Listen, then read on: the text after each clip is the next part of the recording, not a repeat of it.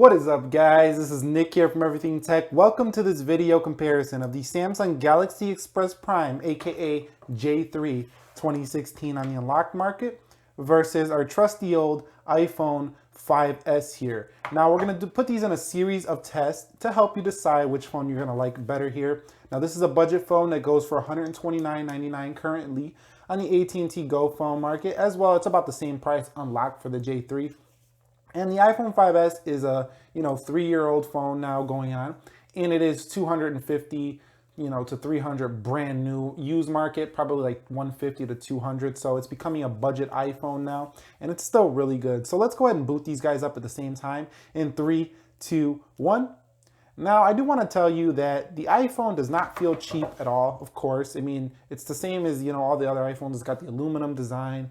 It's got the, nice fingerprint scanner here. So it doesn't feel like a cheap device at all. Whereas the Samsung, it doesn't look like a cheap device, but I do think it feels like one. I mean, it's plastic. It's got a slippery back and plastic sides. Now, for the price, I'm not saying that that's a bad thing. It's not a bad thing. I'm just saying, in my personal opinion, this phone just feels better, and it's pretty obvious that it would. So the iPhone 5S did boot up here first, and let me put my password in, and let's go in here, and you can see we are on the Samsung device now.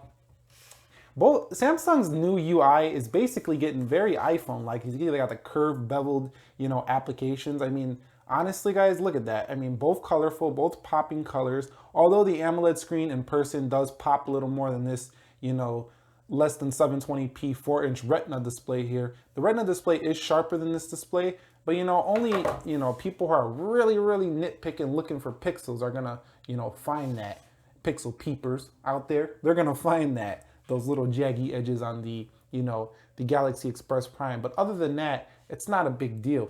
So this does have the ability to change the grid size, though. You can see the screen grid, so you can make it like the 5x5. So essentially, you could fit as many apps onto this screen if you apply that 5x5 nature as you could on like something like a 6 Plus. So you can see it does shrink down, and you are able to put 5 applications down by 5 across.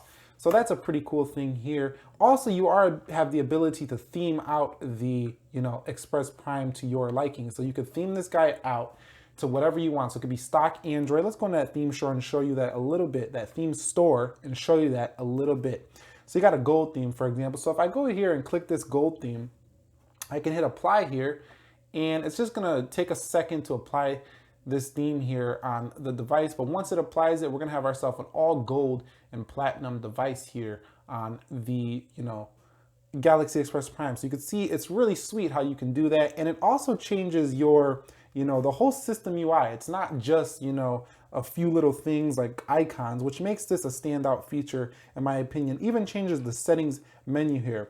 But you're gonna have to be a little bit tech savvy and into Android to even think about stuff like that. I don't think most people who don't know phones like that are gonna be holding down their screen and looking for themes and stuff like that. So that's why I wanted to mention it there. But anyway, let's go ahead and do a an application switch test. So let's make sure everything is closed out on both of these devices. Now this is running Android Marshmallow 6.0.1 here on the Express Prime, and this is running iOS 9.3.1 here on the iPhone 5S.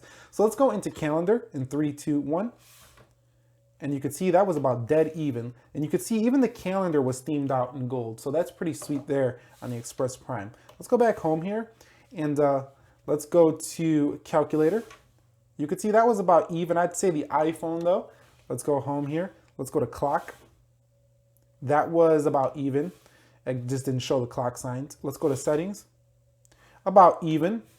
Let's go home. Let's go to App Store and Play Store. 1.3 gigahertz 64-bit chip. 1.2 gigahertz 64-bit chip. 1 gig of RAM, 1.5 gig of RAM. So these guys are very similar in the specs department. Let's go to memos and notes. Let's come back out. So that was quicker on the Samsung. Let's go to messages. Let's come back out. Let's go to Appy Geek.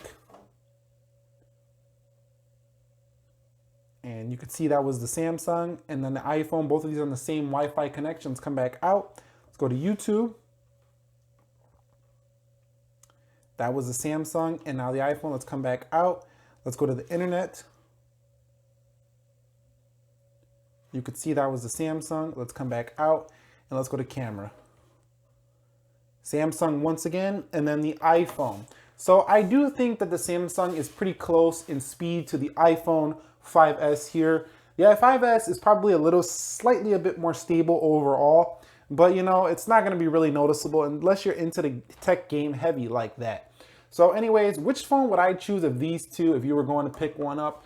Personally, I would get the 5S, and I'm gonna tell you why right here. The camera on this phone is just garbage. It's straight garbage. I don't know what they did by putting a 5 megapixel camera on here, and you can't even shoot in 16:9, and it's not even a great sensor.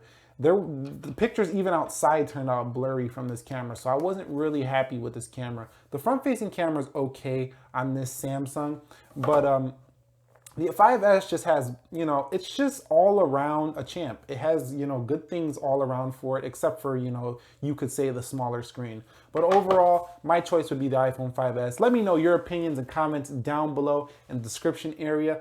If this video helped you guys to, you know, make a decision here on which phone to get here, I know it's a rather odd comparison, but nobody's trying to be normal around these parts. Go ahead and drop those comments down below. Be sure to subscribe to the channel for more technology videos like this one and several others. We're going to talk more about channel updates soon. And I will catch you all in the next episode. Be sure to be well, guys, and peace.